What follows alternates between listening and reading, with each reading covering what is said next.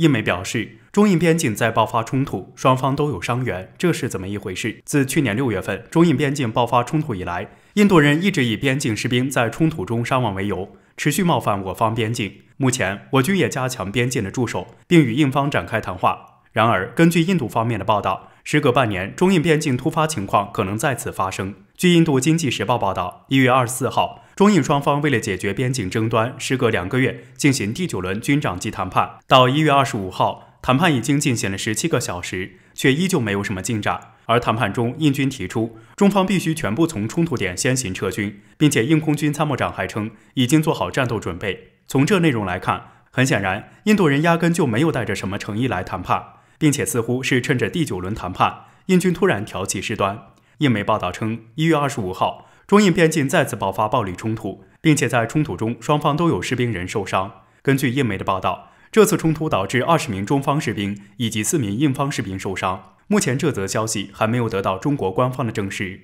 而《环球时报》的总编胡锡进则发文表示，这是印度媒体编撰的假消息。实际上，无论这则报道属实与否，这次可能的冲突都能说明很多问题。首先，按照印度媒体一贯的特性，很可能夸大中印双方的战损，这也是印度人的一贯做法了。但如果中方受伤人数真的比印度军方还多，那是否说明印军就是趁着第9轮谈判搞突袭呢？如果是这样，我们也有充分理由怀疑，印度时隔2个月突然同意谈判，是抱着怎样的目的？另一方面，报道是假的话，印度媒体又为何趁着中印谈判之际要搞个大新闻呢？这背后的逻辑我们可以细品一些。可以说，印度希望我军放弃对边境的掌控，这是不可能达成的目标。根据印度方面的报道，目前中印双方在边境陈兵10万，可以说这种僵持将会持续下去。所谓的谈判也只是幌子而已。至于印度人为何又突然大胆再次挑起事端，或者说造出谣言，我们不妨来看另一则新闻。1月23号，美军罗斯福号航母闯入南海，并且当天7架军机在南海活动，这很明显是对中国主权赤裸裸的挑衅。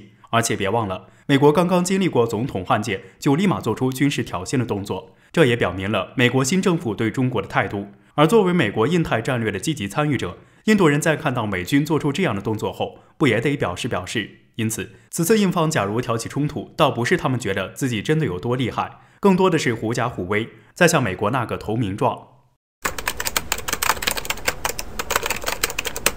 美研究报告指出，中国海军的弱点到底是什么？为何美国人会这么认为？我们将如何克服呢？根据美国海军研究会报道，近日，美国论坛上一项关于研究中国脆弱性的研究报道指出，按舰艇数量来算，中国海军已经是世界上最大的海军，但是世界上最大的海军还有一个未解决的主要弱点，那就是在远离中国海岸的地方，中国难以找到为其海军服务的熟练造船厂工人和现代化设施。研究这个项目的人员提出，中国想在远海中找到愿意更积极地参与中国海军的国家，还有很长的路要走，中国将不得不付出巨大的努力与代价，克服自第2次世界大战以来美国全球的军事基地建设以及在全球战略层面所确立的巨大领导地位。美媒举例称，美军在日本横须贺以及印度洋迭戈加西亚岛上建立有美军的军事基地，这些基地为美军在西太平洋以及印度洋地区提供设施保障，是美军全球战略中不可缺少的一环。美军在2战后在全球各地建设有军事基地，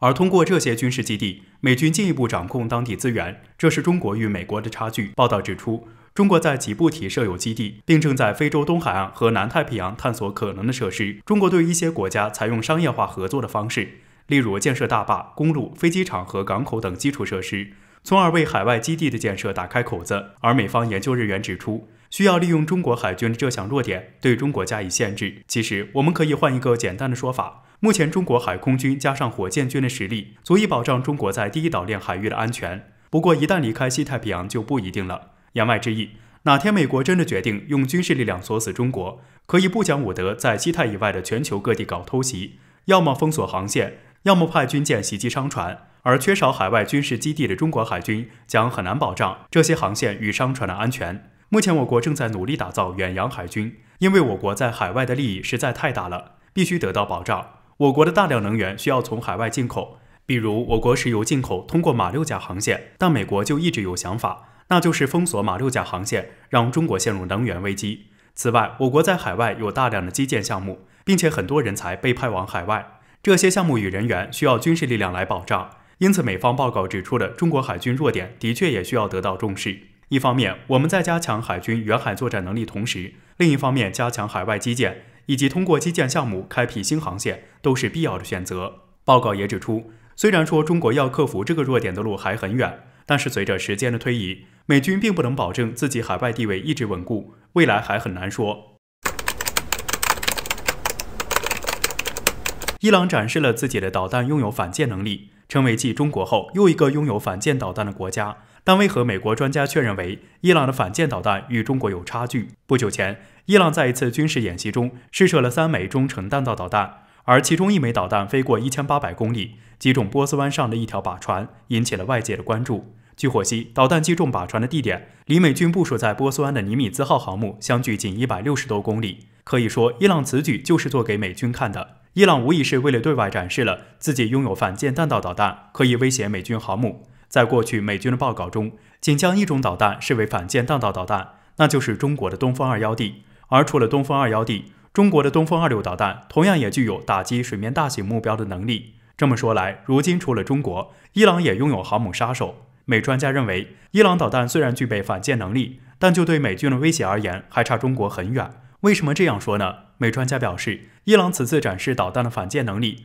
从导弹发射到击中波斯湾上的靶船，全程都在伊朗军队的监控之下。伊朗对于宽度不大的波斯湾，的确拥有完善的监控网络，发射1枚导弹击中波斯湾上的目标，并不是一件难事。因此，在导弹发射之前，伊朗就已经计划好让导弹落到哪，然后再在落点准备一艘靶船。可是实战却不会是这样的。美军航母并不是靶船，如果说美国海军真的要对伊朗发动海上打击的话，肯定会选择更广阔的阿拉伯海。而在发动攻击之前，美军的航母编队会关闭舰船的信号，使其在大海上隐身。光是这一点，伊朗军队就难以察觉，而察觉不到美军航母的位置，也就难以用导弹打击。另一方面，美国航母也不会像靶船一样在固定范围等着被打，一旦监测到有导弹袭来，航母会利用高机动性进行转向等操作，而伊朗导弹大概率就会脱靶。因此，演习虽然精彩，伊朗的航母杀手却难以对美军航母真正形成威胁。但中国的反舰弹道导弹就不一定了。中国的东风导弹拥有末端制导能力，